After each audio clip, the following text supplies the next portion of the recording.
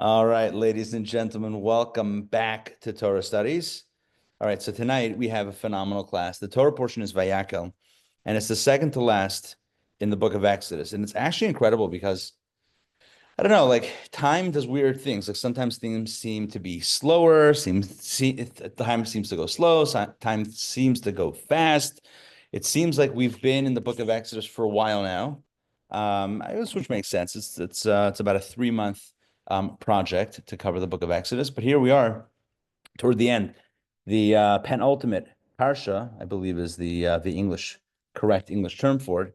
What's interesting is that, as you recall, from Truma, Tetzava, Kisisa, Vayakhel, Pekude, the last five Torah portions are pretty much, by and large, following one theme, which is the theme of the building of the Mishkan. And what we have are 2.5 portions which talk about the instruction for construction. So that's Truma, which where God instructs like the design of the Mishkan, what it should look like, the vessels inside, the furniture, etc. And we had Tetzava, which were the garments of the Kohanim.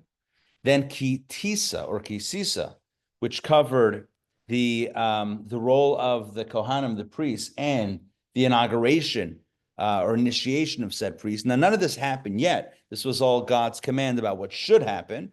So that was kind of on the front end of things. The latter half of last week's Torah portion, Kitisa, which we didn't, we had a Purim class, so we didn't even cover the parsha, spoke about the sin of the golden calf. And then in this week's Torah portion, Vayakhel Moshe, Moses gathers the people, and he conveys the instruction or the instructions to the Jewish people, which means we get to read about this twice, right? As God tells Moses what to do, and as Moses tells the people what to do, and that's and as they build it. So that's kind of the repetition of the Mishkan. We pretty much encounter everything twice. Now, what's fascinating is that at the beginning of this week's Torah portion, we find an anomaly. And so let's jump right into it. David, I'll ask you to read, but give me one moment. Let me pull this up, make sure that we're all on the same page here. Vayakhel, and we are on page 140 where it says Shabbat and the Mishkan. All right, so David, please take it away. Moses called the whole community of the children of Israel to assemble, and he said to them, "These are the things that God commanded to make. 6 days work may be done, but on the seventh day you shall have a sanctity, a day of complete rest to God. Whoever performs work on this day shall be put to death. You shall not kindle fire in any of your dwelling places on the Sabbath day." And Moses spoke to the entire community of the children of Israel, saying, "This is the word that God has commanded to say, take from yourselves an offering for God, and every generous hearted person shall bring it, namely God's offering, gold, silver, and copper, and blue, purple, and crimson wool, and linen and goat hair, and ram skins dyed red, tachash skins, and acacia wood, and oil for lighting, and spices for the anointing oil and for the incense, and shocham stones and filling stones for the ephod and for the breastplate. And every wise-hearted person among you shall come and make everything that God has commanded, the Mishkan, its tent and its cover, its clasps and its planks, its bars, its pillars, and its sockets." All right, thank you. Now, by the way, I got like vibes of Goodnight Moon in that kind of rhythm.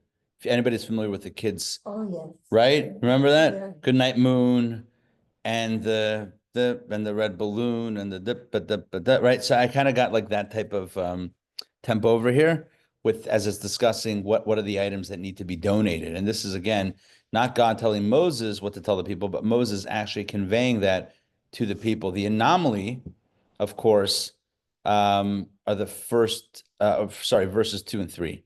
Verses 2 and 3 seem to be a little bit odd because ostensibly, when in verse 1, Moses calls the entire community to assemblage and he says, "This is what God has told you to make." What do you think he's going to follow that with?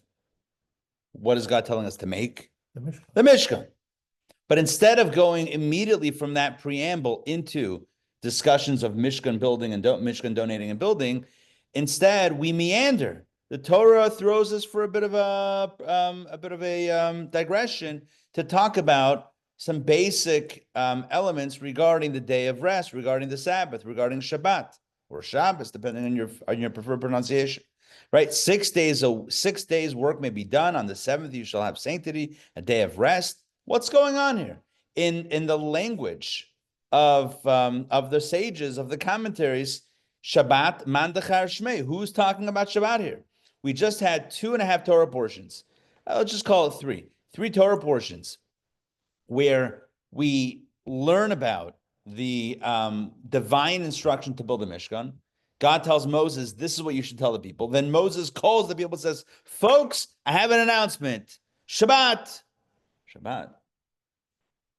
First of all, they already got the commandment of Shabbat.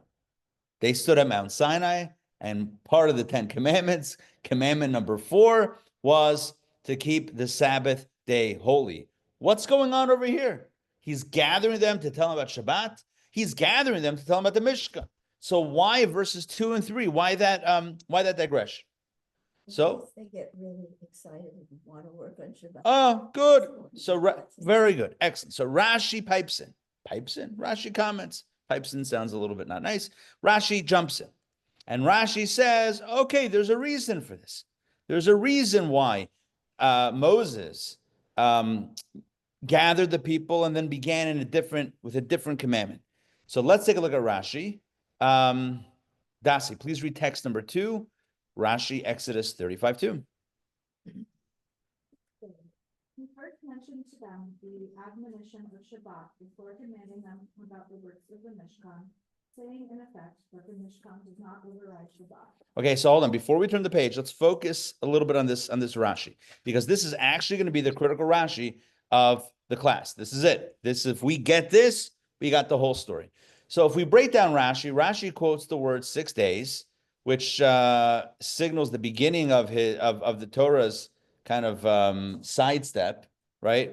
We think, hey, good evening. We think we're getting Mishkan, but instead he sidesteps, Moshe sidesteps to talk about Sheshes Yamim, 6 days, you should work, 7 days rest, etc. So Rashi explains, Moses first mentions regarding Shabbat before commanding about the Mishkan. Why? Because telling us that the Mishkan does not override Shabbat. If you read that, what do you think it means? How do we know that Shabbat overrides the Mishkan? How do we know? Maybe the Mishkan overrides. All the processes that go into building the Mishkan should not be doing on Shabbat, because that's all work. No, that's how the law lands. But I'm saying, how do we know? Rashi is saying in text 2, how do we know this? How do we know that Shabbat overrides the Mishkan? Shabbat is holy. But I'm saying, how do we know? Exactly. Because, as Dasi just pointed out, because that's what Moses does. He tells them Shabbat before the Mishkan, right? Remember, verse 1, back in text 1, Moses gathers the people, and he says, this is what we're doing. This is the project. Before we do talk about the project, let me tell you about the prohibition of working on Shabbat. With that, Rashi says, Moses is indicating to them that notwithstanding the importance of building the Mishkan, Shabbat comes first, literally and figuratively. Yes? So again, if you look at the words of Rashi in text 2, he first mentioned to them regarding Shabbat before commanding them about the works of the Mishkan. Why? To tell you, basically, that the Mishkan does not override Shabbat. That's why Shabbat comes first. Yes? Yes. It's a massive problem with this. We have a major problem with this. Now, in and of itself, right here in isolation, there's no problem. Moses, again, picture the scene. There's a huge number of Jews gathered. Moses is there, and he's got his, megaphone, microphone, whatever he's got for amplification, right? He's got maybe a seashell or whatever. He's got his favorite modality of amplification, and he says, folks, we are gathered here today for a very important project. First, you should know the following. Shabbat is a day of rest, no working on Shabbat. Now, let's talk about building the Mishkan. So Rashi says, why did he first tell them about Shabbat? to tell them that Shabbat has to always be kept, notwithstanding the importance of building the Mishkan. That's what it seems. Here's the problem. Last week's Torah portion. And I have some Chumashim here. I don't know if it's worth like breaking into it. Maybe it is, maybe it isn't. I'm not sure. Haven't decided yet. But in last week's Torah portion, before the mention of the story of the sin of the golden calf, before the Torah segues into that episode, as it wraps up God's command to Moses regarding the Mishkan, God tells Moses, by the way, after all of these details regarding the Mishkan, 2.5 Torah portions about the Mishkan, chapter after chapter about building the Mishkan, God says, Ach et shabtotai tishmoru. However, you must keep Shabbat. At the end of the discussion regarding the Mishkan, at the end of God's command regarding the Mishkan, God tells Moses, however, don't forget about Shabbat. What do you think we learned from that? The fact that God says, after talking about the Mishkan, God says, however, you got to keep Shabbat. What do you think that means? Well, hold on. But what do you think that means in the context of the Torah? So Rashi comments there that the word ach, however, you got to keep Shabbat. What does it mean, however, you have to keep Shabbat? Meaning, despite everything I just told you about the Mishkan, you still have to keep Shabbat. And there it wasn't first. You see the question? So Does- isn't that just a matter of then the first time God was giving the commandments and now Moses is, and he's putting it into the order that the people will understand? That raises another question. I mean, you're almost giving an answer. I mean, you're giving an answer, but let's pose that as a question. So question number one, we see from, and we'll read these texts inside, we see from last week's Torah portion that it doesn't really matter which one is first or which one is second. If you use the right language, even the second thing could supersede the first thing, because you say, here's what you need to do with the Mishkan. However, don't forget about Shabbat. You still have to keep Shabbat. All right, that still means that Shabbat supersedes it. So it's not about first or second. So why does Rashi imply, first question is, why does Rashi seem to imply that in our case, it's based on which one comes first? It's not based on which one comes first. It's based on the language. That's one question. Second question, which you're alluding to, which you're answering, which I want you to hold on to that answer for a second.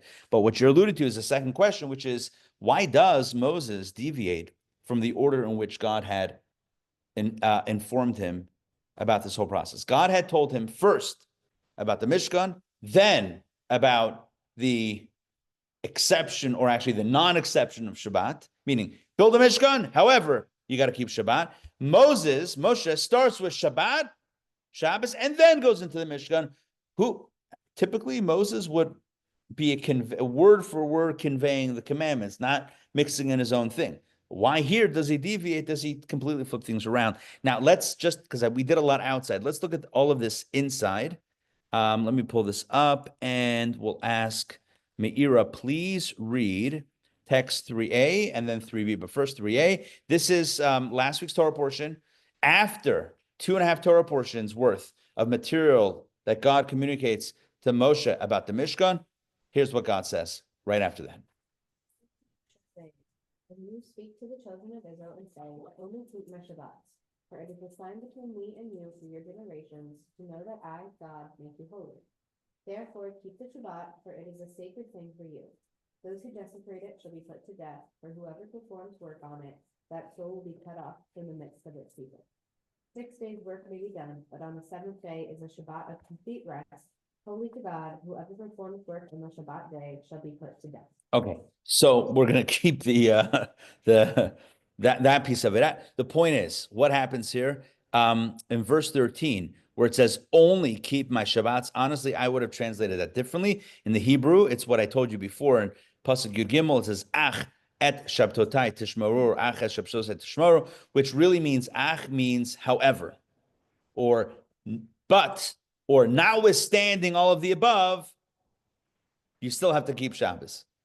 Mishkan is wonderful. However, you still have to keep Shabbos, which means you're only doing the Mishkan work 6 days a week.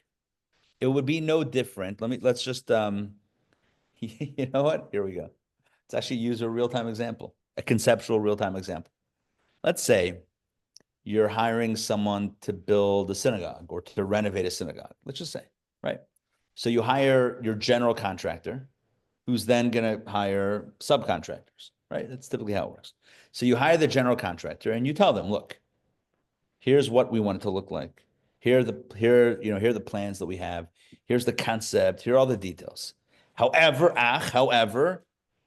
this is a synagogue. You can't work on Shabbat. Shabbat, you can work 6 days a week on this project. You cannot work on Shabbat. You gotta, it's a day of rest. That's it. And imagine that general contractor goes and commands and relays this information to the people, to the electrician and to the plumbing and whatever else is involved, to the roofers, and says, look, we have this project. Here are the details, et cetera, but we're not working on Saturdays, so, you can make your own plans for that day. That would make sense, right? In both cases, they first presented the main job, and then they presented the exception, the caveat, the disclaimer, whatever you want to call it. The fact that it follows and comes second is fine. Conceptually, that's fine. You can convey the main message. The main thing that we're gathered here to discuss is the building of the Mishkan, or in the example, the synagogue or whatever it is. And the exception is, by the way, we're not going to work on it. Moses flips it around. Moses says, hold on, first we're going to talk about Shabbat. This Torah, Vayakhel, is when now it's real time. Now Moses, who's, I guess, the general contractor, is telling the people, or the subcontractors, right, us, about what to do. And Moses says, first things first, let's talk about Shabbat. And then we'll talk about the Mishkan. So number one, which is really number two before, why does Moses switch around the order? And the first question, which I'm now asking second, I'm now switching my own order as I'm questioning switching the orders. That's kind of a meta anomaly here. So why does Moses switch it around? And number two, why does Rashi in his commentary and our Torah portion imply that there's some significance about the fact that it's stated first, where it could have been stated second like God did, and we would have understood it nonetheless. Okay, now let's take a look at text 3b and look at Rashi. If you don't mind, Mira, one more, Rashi 3b. You must still keep my Shabbat, though you may be preoccupied in the rush of the work of the Mishkan. Nevertheless, Shabbat should not be set aside on its account. This is indicated by the fact that every time the Hebrew words ach or rak, but or only, appear, they serve the function of limiting or excluding. In our case, only excludes the day of Shabbat from the instruction to work on the Mishkan. Yeah, and again, I'm not a huge fan of the word only in this case, in the English at least. I don't know that we would use that. Only, don't do it on Shabbat. Only. Translate off a rock, they say but or only, meaning off is but. Yeah. I don't know why they use only in other places for it. They Wait, usually- say it again, wait. In the sentence where they said the Hebrew word. Oh, ach, harak, but. So The that ach, means they think the ach is but. only. Correct. So now my frustration sometimes with the translations, because I've done a lot of translation myself. I can't say I was always perfect, but I always strove to be precise. If you translated it one time one way, you got to be consistent. No, you don't want to use synonyms to mix things up when you're doing a translation, because then the reader can't pick up on any nuance of the text if you're switching around the language. So to me, ach would mean however, right? Mishkan. However, you still have to keep Shabbos. That's clear. So again, two questions. So then why in our case does Rashi seem to imply that the reason why Moshe puts it first is to teach us this? It could have been second, just like God did. Just say the word but. Just tell the people, here's what we need to do, but don't work on Shabbos. Just like God told him, he should have told the people the same way. And which raises the bigger question, or maybe, I don't know, whatever, the other question, which is why in general is Moses deviating from the order? Okay, so those are the two questions. What day of the week did Moses give the directions? It's a very good question. So we know, let's see if we can, Well, I'm like, was it Thursday or Friday? yeah, no, I understand your question. It was the day after Yom Kippur, the original Yom Kippur, the day that Moses came down with the second set of tablets. Like the OG Yom Kippur that we commemorate every year as Day of Atonement. The question is, what day of the week was it that year? I don't recall. I'm sure it's discussed. I don't know. Oh, you're saying if it might have been Friday, he would have said, hey guys, first things first, let's keep the Shabbos. However, Okay, that would be interesting. That actually would be very interesting if that's what you were thinking about, like to figure out when it happened. We have to get our crack research team on that. Let's see if we can figure that out. But in the meantime, these are the two questions, and I think they're pretty good questions, and they're not even original questions. They're questions that the classic commentaries ask, including the Kli Yakar.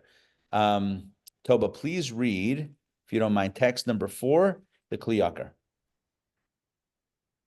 Why did Moses change the order? God instructed him about constructing the Mishkan first, but he stayed in Shabbat first. Yeah, and that seems to be a modification that seems to be unwarranted. Now, here's the deal, and you have here some Rashi rules in the shaded box at this point in your textbooks. Here's what you should know. What you should know is that there are many commentaries on Rashi and in general that deal with these questions. There are many commentaries that deal with these questions about, why did God say Mishkan, then Shabbat, and Moshe say Shabbat, and then Mishkan? Why does Rashi imply that you need that it's the one that comes first always supersedes the other, when that's clearly not the case? In last week's Torah portion, there are many commentaries that address it, but they're all complicated.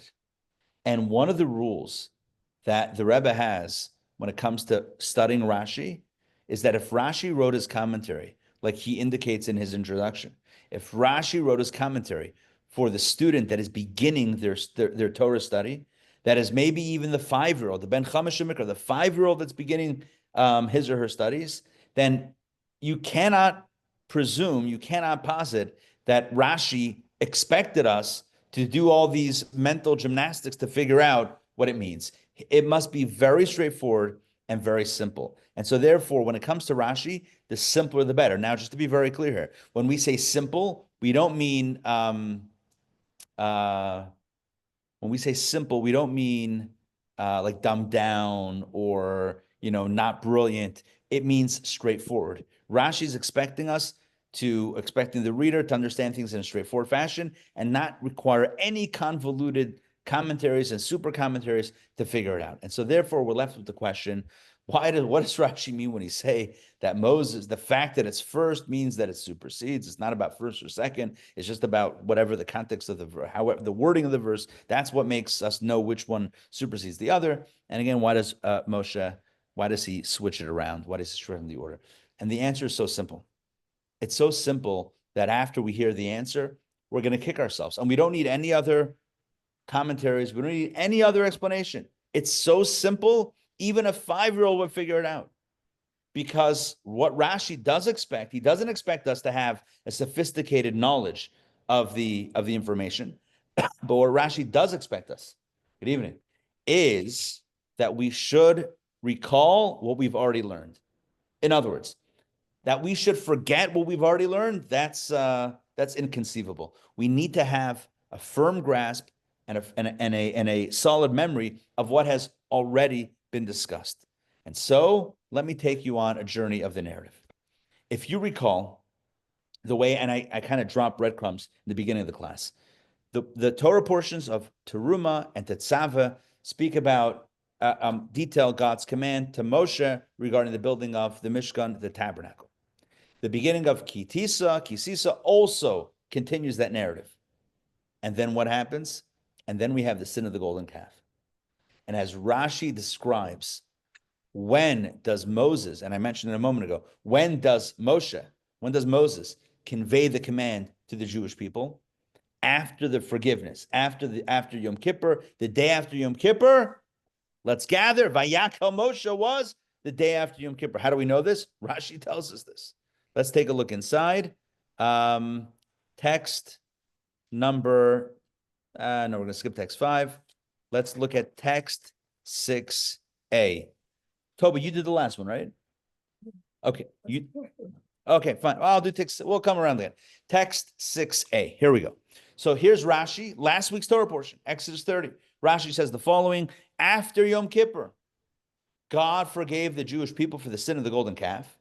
And they were then after Yom Kippur, they were then given the command regarding the construction of the Mishkan. So when were they told about the Mishkan? After Yom Kippur, after the sin and forgiveness. Text 6b. Next page, 146. Rashi again, Exodus 33. Again, these are two Rashis before our Rashi in question. Rashi requires one thing of his students. You got to have an open mind, and you have to remember what he told you already. If you forget, then, listen, if you forget, what do you expect him to do? Keep on saying the same thing? You have it there, you got to make sure you got it. So what does Rashi say in Exodus 33:11? He says the following: on the 10th of the month of, by the way, just to note, our Rashi was Exodus 35:2. This is Exodus 33:11. 2 chapters before our opening Rashi that we've had all these questions with. So 2 chapters prior, Rashi said the following: on the 10th of the month of Tishrei, that's Yom Kippur, God forgave the Jewish people happily and wholeheartedly. He told Moses, I have forgiven. Salachti, I have forgiven. And God gave Moses, the second set of tablets. Moses then descended the mountain and gave the people the commandment to construct the Mishkan. That commandment, this narrative happens after the first ever Yom Kippur, after the first ever Day of Atonement. Now, why is this important? We have 2 Rashis that tell us this in chapter 30 of Exodus and chapter 33. Why is this significant? Let's think this through. Remember, this doesn't require any huge leaps of academic, figuring stuff out. Very basic, very simple way of thinking. Put yourself. Moses didn't trust him. Well, you could say that. You could say that Moses didn't trust them. Good. So was this, Yom Kippur was after the second set of tablets came down? That was on the day Moses brought down the tablets, on the day that would become Yom Kippur. The second set of tablets, not the first set. Correct. Yes, very important. Thank you. Yes, the second set of tablets to replace the broken ones, thus conveying the idea that even when all hope seems to be lost and you seem to have broken everything and destroyed the relationship, there's always a second chance, symbolized with the second set of tablets on the day of Yom Kippur, which becomes then the Day of Atonement. Let's put ourselves in the shoes or sandals of the ancient Israelites for a moment. You ready? Okay, so imagine. Let's start from the Exodus or before. You were let's say we were slaves in Egypt. And then God sends Moses. And God tells Moses to tell the people, and Moses tells us, the people, guys and ladies and gentlemen, we're going to get out of this place. We're not stuck here forever. I'm going to go to Pharaoh and tell him, Pharaoh, let my people go, and we're going to get out. And the people maybe believe, maybe they don't believe, but then things start happening, and the tide turns, and the miracles are just astounding, and the plagues give you hope. You and I hope that maybe this redemption thing, maybe this geula is actually going to happen. And then it happens. And then we cross the Red Sea, and then we stand at Sinai, and we hear the 10 Commandments, the greatest revelation, divine revelation in the history of mankind, never to be replicated again. And at that moment, God says, commandment number 1 of the 10 Commandments, I am the Lord your God. Commandment number 2, don't have any other gods. Don't worship any idols. 40 days later, we all engage either directly or indirectly in the worship of the golden calf. Moses then proceeds to go up and down the mountain a few times for another 80 days, for a total of 120. He was away for 40. That's when we made the golden calf. And then he spent another 80 days up and down the mountain speaking to God, negotiating for our forgiveness. After 120 days, finally, forgiveness is secured. He comes down with the tablets and he says, folks, I have an announcement to make. You and I have never heard of this. In the background, God has been speaking to Moses about this, but we didn't know about this. Moses gathers us the day after Yom Kippur. Can you imagine the elation? But also it's like we're maybe a little bit apprehensive. I mean, we've been forgiven, but certainly are we really on good graces? Not sure exactly, because we really committed a very big sin, and we've been kind of, holding our breath for literally 80 days, which is almost 3 months. And now the second tablets come down. Maybe we breathe a sigh of relief, but then Moses says, I have an important announcement. So we gather. And Moses tells us about the building of the Mishkan. And when we build the Mishkan, God says, build it and I will come, to paraphrase Field of Dreams, right? Build it and I will come. If you build it, I will be there. V'asu li migdash, God had told Moses, build for me a sanctuary, v'shachanti b'sochem, and I will dwell amongst you amongst them. Imagine Moses conveys this to you and I, and we say, wow, not only has God forgiven us, he's ready to move back in. Or maybe not back. He's ready to move in to the home that we build. Can you imagine how excited you would be to build that? Can you imagine how not only excited you would be, but almost how desperate you would be to build that? How, what's the word I'm looking, fervently driven, almost to the point of, we got to do this. We have to do this. We have to, it's part of our reclamation. It's part of our rehabilitation. It's part of our coming back. It's part of bringing God back to earth, bringing God back into our lives, into our community, into our, we were so close with God. God had lifted us on his shoulders, as it were, out of Egypt, and then we threw it all away. And now God says you have the opportunity to build him a home, and he's going to dwell once again with us. Can you imagine that you would say to yourself, nothing is more important than this project?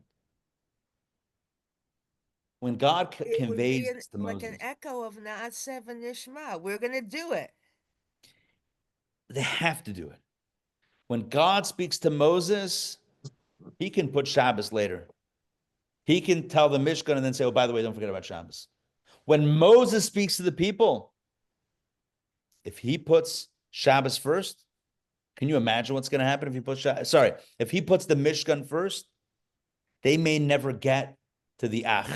They may never get to the exception. They may hear Mishkan and run with it. They're out the door. They're already gathering supplies. Remember how excited they got to make the golden calf? They quickly took all the jewelry. These guys were quick on the donations. These guys weren't fooling around, especially that their spiritual lives were dependent on it. Can you imagine how that would have moved? Did Bernie Marcus get a Home Depot open there at a certain time? That would have been a cash cow, all puns intended, for the golden calf over there. All right, now let's take a look-see at this inside. Do you see where we're going with this? I feel like I don't want to fully tie it with a bow, because let's actually read some of the texts that point to this direction. And by the way, this is something you don't need a commentary for. You don't need a commentary. All you need to do is follow the narrative and pay attention to the story that's actually happening.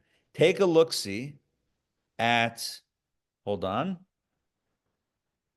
Yeah, let's do 7a. David, if you don't mind, please read text 7a. And here we encounter the idea that the Mishkan is all about our rehabilitation.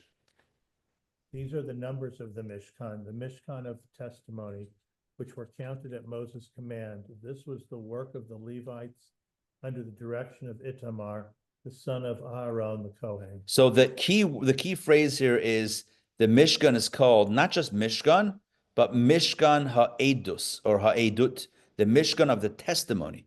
The Mishkan of the testimony. What kind of testimony? Text 7b, Rashi. By the way, just so you know, would that really not be witness?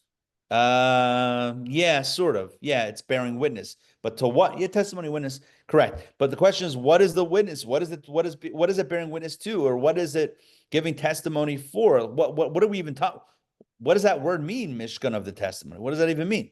So text 7b, Rashi, and I have to just point out one thing in all transparency, is that this text 7a and 7b is from Exodus 38, from next week's Torah portion. So in all fairness, Rashi, our rule of Rashi is Rashi never expects us to know what we haven't yet read. So we're not expected to know this. However, this is going to fill in. It's just for you and I to understand what the Mishkan was all about. All right, 7b, if you don't mind, Rashi as well. The Mishkan of the testimony. The Mishkan was testimony for the Jewish people that God had forgiven them for the act of the golden calf. This was evidenced by the fact that God had rested his presence among them. So what does it mean? Thank you. What does it mean? Testimony? Testimony that God had forgiven them.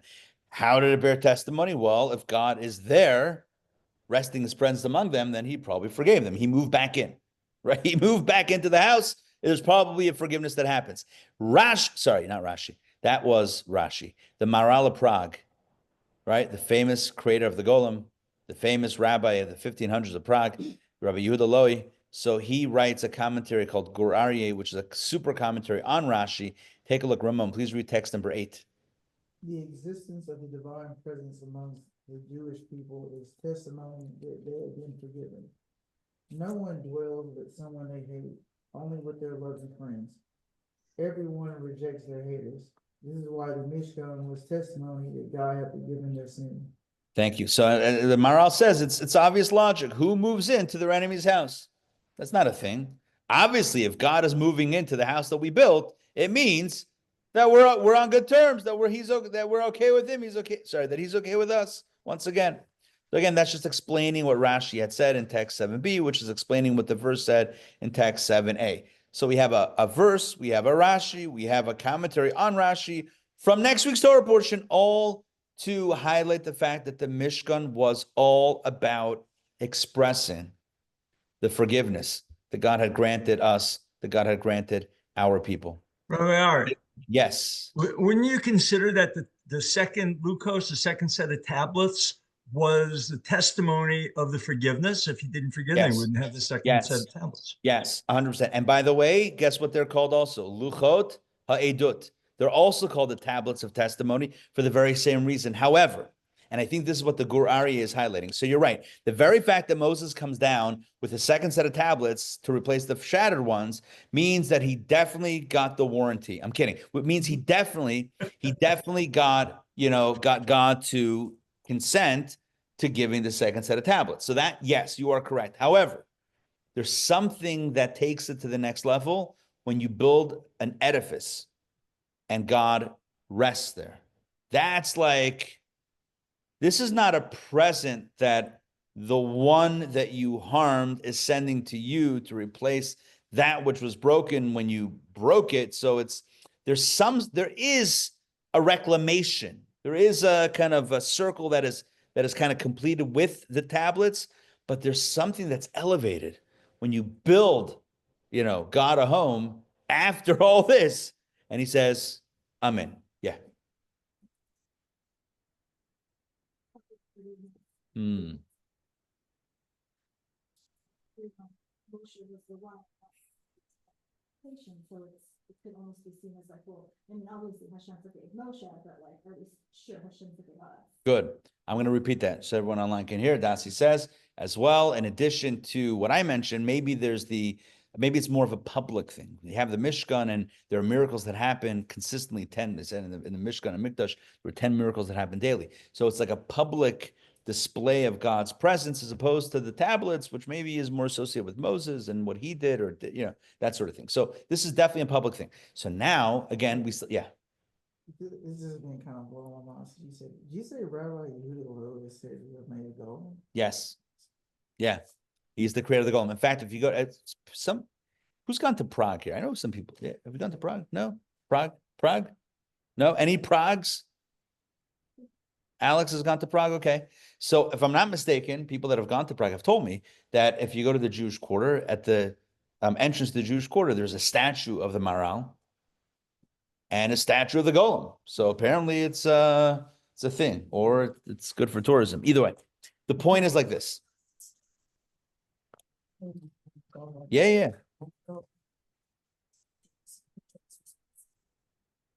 Oh, I never heard that one. I never heard that one. That's a Dar Golem story. Interesting. And she described that. I just heard it today. I never heard that's an interesting story. I never heard that one. All right. So now let's get back to our conversation. So now what we've established is that the Mishkan was a critical part of the Jewish people feeling like God had forgiven them and that God was on good terms with them. Once again, this was going to bring God back into the community, or bring God into the community, and this would be like a declaration that indeed they were once again tight, as it were, with God. And so you can imagine that they would have invested everything. They would have put as priority number one the building of the Mishkan, above and beyond any other mitzvah, including Shabbat. Let's take a look at the Rebbe's insight. Again, the Rebbe explaining what Rashi said. That's up to you. All right, text number 9. There's written that cleaning of the golden calf had been atoned for the Jewish people would be as they indeed should be, rushing with great speed to complete the construction of the Mishkan, as this would complete their atonement that had begun earlier. It was therefore possible that their rushing speed would cause them to inadvertently transgress and perform some of the work on Shabbat. This is why the Jewish people needed to be cautioned, though you may be preoccupied in the rush of the work of the Mishkan. Nevertheless, Shabbat should not be set aside on its own account. So what is happening here? The Rebbe says it's very simple. And you know what's interesting? The Rebbe says it's not even about intentional transgression. Like, oh, I'm going to disregard Shabbos. I don't care about Shabbos. I want to do the Mishkan. You would sin in order to get back into God's graces? Of course not. It's not about intentional. It's about inadvertent. You're going to be so excited, so driven, so motivated, so preoccupied with the Mishkan, you might forget about the other responsibility, which is to rest on the Sabbath day. You might forget. So therefore, Moses says, first and foremost, Moses says, first things first, Shabbat. I'm not even going to tell you about the project before we talk about Shabbat. Moses deviates from God because for Moses, he didn't need to hear Shabbat before the Mishkan. He had never sinned. So he wouldn't have been driven with that same like existential drive to get the Mishkan built. He wouldn't have been driven with that in the first place. And so therefore, Moshe himself didn't need the mention of Shabbat before Mishkan. Moses could have heard Mishkan and then, however, don't forget about Shabbat. The Jewish people, however, on the other hand, the Jewish people needed to hear first Shabbat and then Mishkan so that no one makes a mistake. By the way, this explains incredibly. This explains the opening, this explains the Rashi. In order to do this, let's reference back, turn back in your booklets or in your books, turn back to the relevant Rashi that we've been, trying to address, trying to answer, which would have been text number 2. That was the Rashi that we've been focusing tonight's class on. And I'm going to reread this Rashi. Text 2, 6 days. Listen to this. He first mentioned to them the admonition of Shabbat. What does it mean he first mentioned to them the admonition of Shabbat? Rashi is indicating that to him, Shabbat wasn't first. But to them, Moses deviated from the way God had put Mishkan first, Shabbat second. However, don't forget to keep Shabbos. But Moses mentions to them the admonition of Shabbat first, before the back inside Rashi, before commanding them about the works of the Mishkan, saying in effect that the Mishkan does not override Shabbos, but it's more than just it doesn't override, basically saying don't make sure that no matter what, Shabbat is followed. So now we have the answer. Moses could have repeated word for word what God had told him. Moses could have done the very same thing. He could have gathered the people and he could have said, guys, ladies and gentlemen, listen up. We're going to build a Mishkan. This thing is going to be magnificent. Here's what we need, and here's what we need to do. However, but Shabbat. He could have done the same thing. And they would have learned the same lesson they would have been told the same law that Shabbat has to be observed even when building the Mishkan. But Moses was still concerned that they might get carried away. So Moses says, it's not about mirroring God. You got to understand your audience. You got to understand context. And in this context, we have to emphasize first Shabbat because people may be way too excited. And with this, we learn the most incredible lesson. We're going to learn a second lesson in a second, but already off the bat, we learn, in my opinion, the most incredible message, which is you have to know your audience. When you're speaking with someone, it can't just be about what you want to convey or how you want to convey. You have to know how the person that's listening is going to hear what you're saying. If Moses gathers the people and says, folks, we sinned and it was terrible and a catastrophe, but we got forgiveness and now we got the tablets and now we're going to build God a home and he's going to come down amongst us. Who's ready to do it? At that point, he would have whipped the crowd up into such a spiritual, excitement, such a spiritual fervor. It could have had a negative effect on Shabbos, even though it's the most wonderful cause, but it might have taken away Shabbos. You got to know your audience. If your audience might get carried away, then you have to temper the message. You got to start in a different direction. God started this way, but you know what? God also wants him to use his seichel, to use his mind to figure out the best way to convey it. And so Moses says, folks, here's what we're going to do. Number one, we're going to keep Shabbos, right? First and foremost, Shabbos. Second, not secondarily, and then second of all, we're going to build this Mishkan, and it's going to be amazing. And it's going to bring heaven down to earth, and it's going to represent the fact that God has forgiven us, etc., etc., etc., but not at the expense of Shabbos. And the message number one is, know your audience, know who you're speaking to, recognize what they need to hear, not what you want to say, but how the recipient is going to integrate the message. You could have the greatest message of the world that can be misunderstood and misconstrued because you didn't think about how the listener is going to listen. So that's a critical lesson. The second lesson, the Sikha, this insight, how the Rebbe explains Rashi the Rebbe explained this in 1968. 1968. You know what's going on in 1968? It was after the 6-Day War. But what else was going on? What was going on in the U.S. in 1968 in general? The 11s. It was, Was that all the 11s? Absolutely. 1968. It was all amidst the hippie and the revolution. And we've talked about this a lot and how the Rebbe reframed all of the energy. But here's the relevant point here. What our story reminds us is that it's very possible to get so excited about something spiritual to the point that you might forget the basic boundaries. You with me? That's what Moses was afraid of, that people would get so excited about bringing God down to earth, you're going to forget about Shabbos. How poignant is this message in 1968? But honestly, in 2025, how easy is it to get swept up in not negative causes, in good causes, in holy causes, in spiritual causes, but to forget about, in the process, the basic boundaries that keep us tethered to our God, right? Let's not forget what keeps us tethered, what keeps us grounded by floating away in the spiritual ether. So the message that Moses conveys to the people, before you get too excited, before you get too spiritual, before you get all involved in I'm building a home for God, so sorry, I can't answer the phone. Before you make that your email auto reply, right? Like, I'm not answering emails, I'm building God's home. Before you get too excited, remember this: core obligations. Shabbat is a core obligation. I'm going to use a parallel example now, even though this is not the original example. This is not even in the original Sikha. I'm going to take a little bit of liberty right now. Imagine someone who says, I have such an important project, I'm going to neglect my family because I have such an important project and I'm so excited about it, but so whatever is my family, this. The Torah is reminding us, Moshe is reminding us, don't forget the basic boundaries. Don't forget the basic priorities.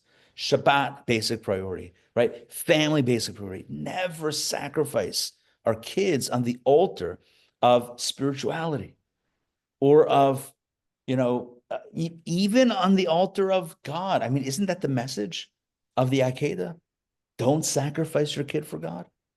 I mean, God said it, Abraham was willing to do it. And then God says, like we used to say when we were kids, psych. I'm kidding. He didn't actually say that, but he said,